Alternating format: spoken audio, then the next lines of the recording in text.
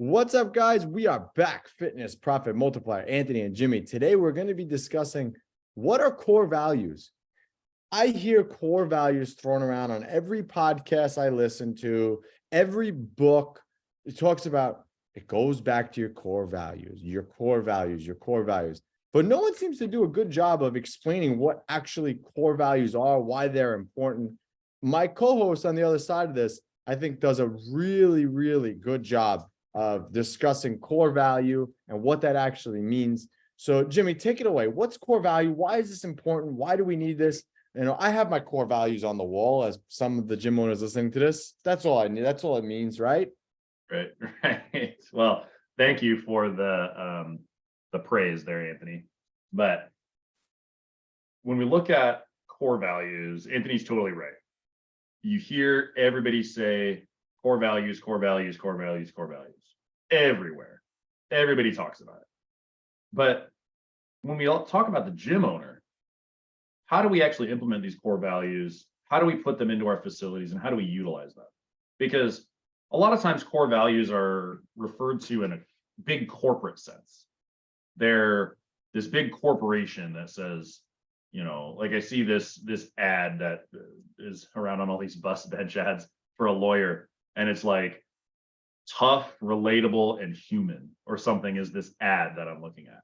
And I'm like, okay, that's cool and everything, but what does that mean? I don't know if that's internal or external, but we've used that as an example. If that's an internal mantra in their business, what does that mean to all those employees? What does that mean to everybody? And it's kind of corporate speak when we talk about core values. But when we talk about it in these small businesses that we have with a small amount of staff, how are we holding people to those core values? How are we establishing those core values? And what's going on with them? Well, if you don't have any core values right now, and you have a few staff members, you don't have anything to base their performance on that's tangible. You can say, hey, I don't like this, I don't like that, da da da da da. But if you don't base it on a vision and a core value as the way that you do business here, there's not as much clarity between the way that the trainer should be acting, the way that your staff should be acting, and what is expected of you. So it sets expectations and allows people to base their decisions against some way of being, right? That's really what the core values are. Now, when we look at them and we go, how do we then develop and build these core values? First thing you want to do if you have some staff is sit down with them and have a meeting about what you see the vision of the business as, and then get them to come up with some core values that are important to them that align with the vision in which you are taking this business to.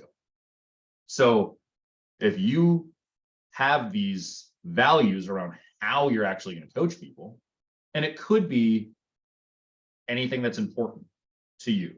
These are somewhat vague, but they're vague because you can put different things into that bucket. So look at a couple of our core values, right?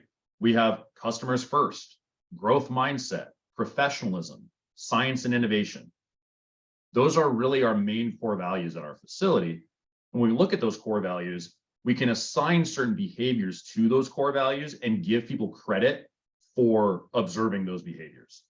So, for example, if a staff of mine is on their break or they're doing something different, like they're doing a task that is not directly related to client relations, like they're doing an administrative task or putting some data in or something like that, and a client has a question, they answer that question for that client first before completing that other task. That's an example of customers first. Another example of customers first is if my staff are working out in my facility during a group session and they see a technique position that needs to be corrected, but the other coach that's actually on the floor is otherwise engaged with a client that has a detailed question, they take it upon themselves to break from their workout and coach that client briefly. That's clients first. And these are things that are examples in the facility that can happen that you praise and you reward, and you give people that affirmation that they're doing things right by your vision and by your core values.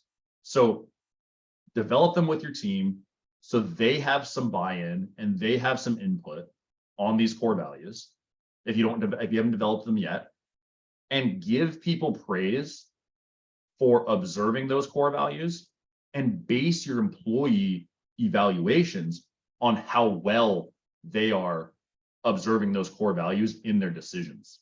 So you rank them. Got it? Room for improvement? Don't got it.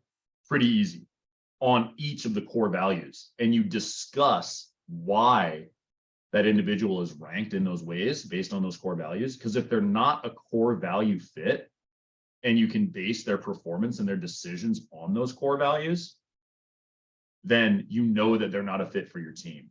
Or if they're shining in core value fit, you know that they're going to be with you for long periods of time. And it's a real litmus test for you to be able to determine who your rock stars are, who your at-risk staff are, and how to correct behavior to base it around core values. Because you can remind them, was this really observing professionalism, customers first? We had a really interesting conversation in our staff meeting where one of my staff members brought up, is it outside of professionalism to refer to older male clients as bro and dude in the sessions? And I'm like, that is a really quality question, because that question shows me that that individual is basing their decisions and the way that they run themselves in the facility with professionalism. Because they were speaking about a new staff member of ours referring to older male clients as dude and bro. Like, is that professionalism? Is that outside of professionalism?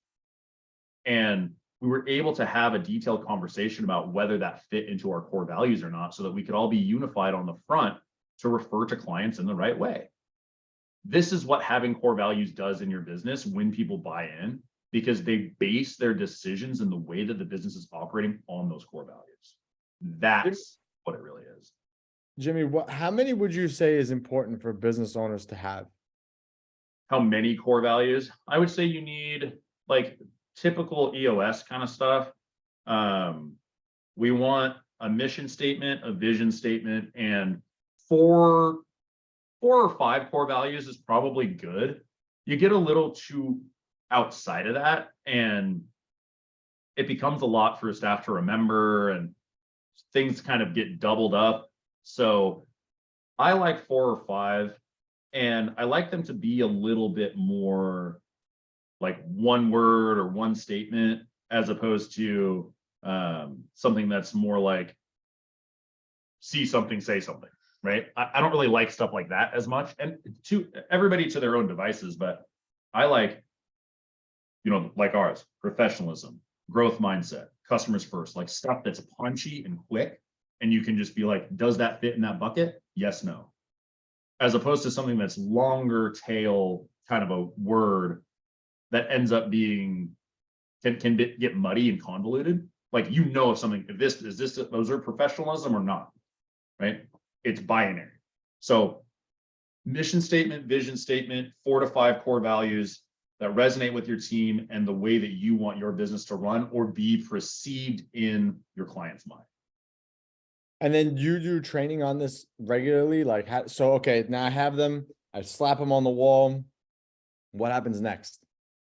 So from that point forward, when somebody new comes into the facility, you walk them through your core values and you walk them through what all those things mean, so that they are aligned with those things and they make decisions aligned with them. So that's number 1.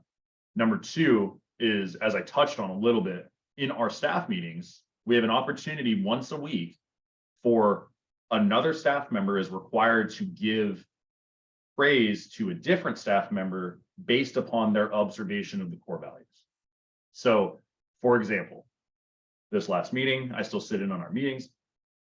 This last meeting, one of our staff members says, hey, you observed the core values of team approach, by taking this shift from this individual because they had something else that they wanted to do personally. So that's our team approach core value. And they give that other person props. Hey, thanks for taking my shift. That really observed team approach. Or thanks for taking that lead call when I was in a meeting with a new client and getting on top of it without being asked. That's team approach. And then they give each other the props for it in our staff meeting. In addition to that, we use core values, as I touched on, to base performance. So they know that the core value fit is coming during our 90-day reviews, because every 90 days we review performance. They rank themselves on how well they've observed the core values. I, as the person that does these meetings still, ranks them on how I think they've done. We compare those things together and then ask why they're different, why they think they marked themselves down, why I marked them down.